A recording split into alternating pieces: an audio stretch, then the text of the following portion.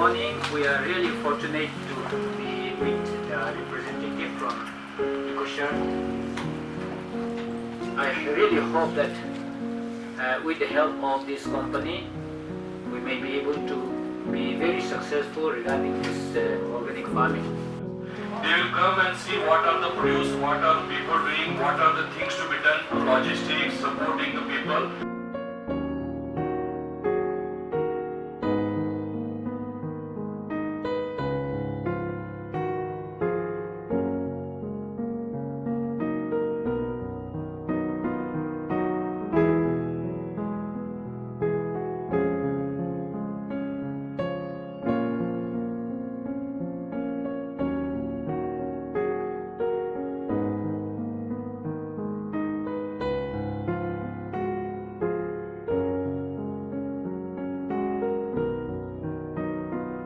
Some organic value chain development for this region.